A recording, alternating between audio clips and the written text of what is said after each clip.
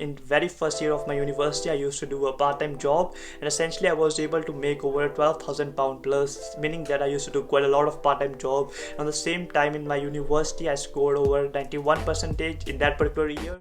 Hello everyone, it's Jashandeep here. Well, I consider the student life is composed of two very important things when you go higher in your education.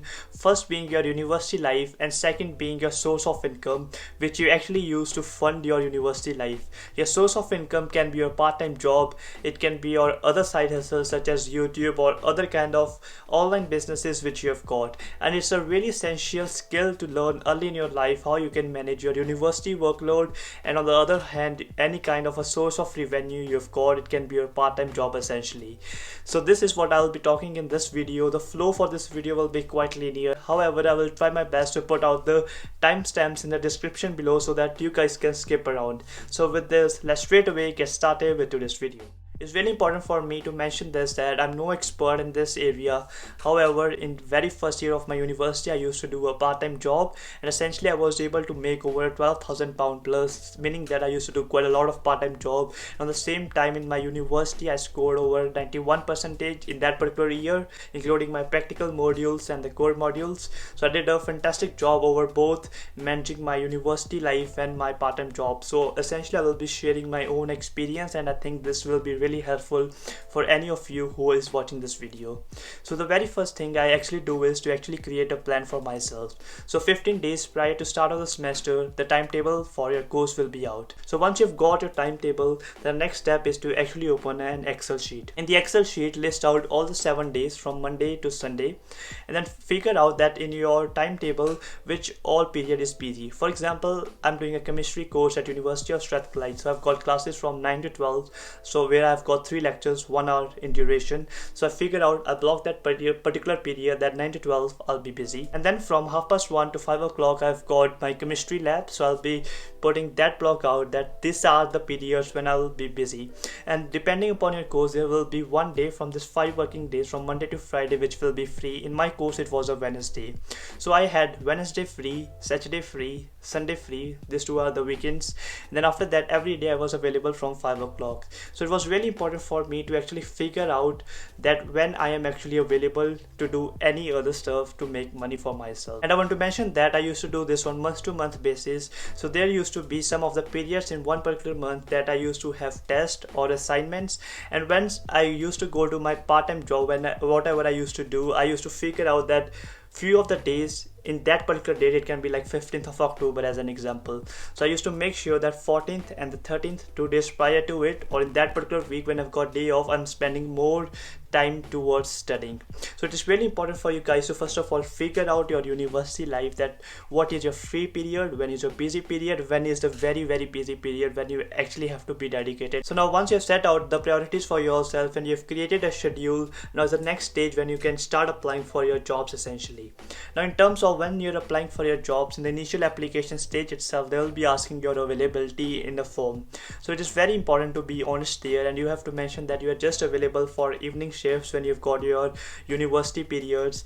And for example, on Wednesday in my course I was fully available, so I'll be marking that on full day I can do any kind of shifts, then on weekend I can do any kind of shifts. So once, let's say, your initial application stage is cleared, once you go to your interview stage, then there will be your manager, and you have to be completely honest in saying that, well, I'm a university student, and you have to make them assure that you can actually manage both your university life and this particular part-time job which you are applying to. For example, in my case, when I went to such kind of interview for a part-time work, I made sure to show some of my seriousness by saying that I'm very much willing and ready to sacrifice all my Christmas holidays, and essentially also if I've got mid breaks, for example, I've got the evening breaks, lunch breaks, I'm very much happy to sacrifice. So this just act as kind of a dedication and seriousness that you're actually passionate about that particular part-time job. So once, let's say that you have all cleared your interview and everything, you are actually doing a job. Now this points which you highlighted before will actually help you here. Now the way I look at it is, for example, let's say I'm doing a shift on Monday as an example. So from Monday I know that my shift starts at 5 o'clock. I'm doing a shift from 5 o'clock to 8 o'clock for an example, and my lab actually finishes at 5 o'clock exactly.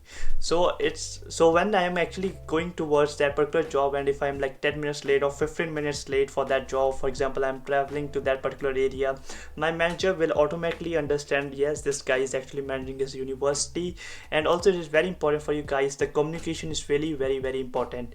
You have to mention them if your university lectures or university lab is taking quite a long period of time, mention them on the spot that okay, I will be busy, so I'll be 10 minutes late, I will be 15 minutes late. And the best practice is actually to mention them one day prior to it. Basically I feel in terms of managing your university and your part-time job, the communication is very important, that you are communicating to the other person that, well, I'll be busy in the university but I'm very much serious towards a job, so as soon as I'm completing that particular lecture, that particular lab, I will be available for you guys to do that job. Now the third thing is to actually being regularly engaged with your studies. By this I mean, for example, I've got a very busy day. Like regularly when you're doing a part-time job, most of the days are busy, I understand. For example, my university finishes at 5 o'clock, then from 5 to 8 I'm doing a part-time job. Essentially after 8 o'clock is the time when I'm free. So basically the night time is the particular period when I'm free. Now it's very important for me in that particular period, if I haven't got any assignments or tests, to actually revise all of the materials which has been taught in the morning lectures. And this will actually benefit you in two ways. Very first way is that the regular revisions, if you're doing it when it comes towards your examination period, you won't be requiring a large amount of holidays. Let's say your examination starts from 10th of December as an example. So if you've just got, let's say, holidays after 5th of December, it will be fine for you guys because you're doing regular revisions. Otherwise you'll be requiring more chunk of holidays, meaning that you will be earning less in your part-time job, and also you will be more stressed out in that particular 10 days. So it's very important for you guys to be regularly engaged. Now the fourth step is to actually use your time productively. By this I mean, let's say if you've got an important test in one particular week span, let's say it's on Monday for example of that particular week. So before that week, what I'll be making sure is that, for example, when I've got time free from my university, that's Wednesday in my case for my particular course, and I will be essentially trying my best to take my day off on that particular day, so that I've got full 24 hours free for myself. I'll be making sure that I'll be doing all my preparation for that particular test, which is on Monday, on that full day, rather than I'm relying on Thursday. For example, I've got availability after 8 o'clock to prepare for that. Yes, you can do it, but the main chunk, the main revision part, I'll try my best to revise on that window which I've got on Wednesday. Very important for you guys to figure out this particular free days which you have got in your life, to use them more productively towards the things which are important in that particular university space time which you've got. Now the fifth thing is that we all human beings are not a machine who can always give high productivity results out. So make sure that you're taking full proper breaks for yourself. By this I mean, even if you haven't got any test or assignments pending, the one of the free day which you've got, full 24 hours if you've got free, make sure that you are spending them for your hobbies. It can be in the form of going out for traveling, or it can be in term of your physical leisure activities. It can be doing gymnastics or doing running, or such kind of activities will really help you out. And also some of the small things really help to keep your mental peace. For example, in the lectures when you've got all of your friend circle around, make sure that you are sharing your feelings. If you're feeling pressurized, make sure to speak it out rather than just keeping in your brain itself. So I know that it will be kind of a stress period during your university when you're doing part-time job, but please make sure that you are looking after yourself as well. Now the last point is actually kind of a stretch goal where you can look for a part-time job in your own industry itself. Now I know it won't be applicable for a lot many courses. For example, I'm doing a chemistry related course, so it's very hard for me to find a job in a chemical industry, and especially a part-time job. However, there are a few of the courses such as hospitality courses, anyone who is doing that. So it's very easy to kind of find job in that particular industry. And once you have got this kind of a job which is a lot much related to your course, that won't be feeling a burden for yourself, it won't be feeling a stress for yourself. So it will be kind of a thing which you will be a lot much passionate about that job. So it is very important to find a job if possible in your own field itself. As we approach towards the end of the video, I really hope that you enjoyed the few of the points which I mentioned in this video. So I make all this content related to student life, making it more easier and productive. So make sure to subscribe the channel if you're interested in similar videos, like the video if you enjoyed, and please make sure to comment your feedback down. So with this, sign out and all the best.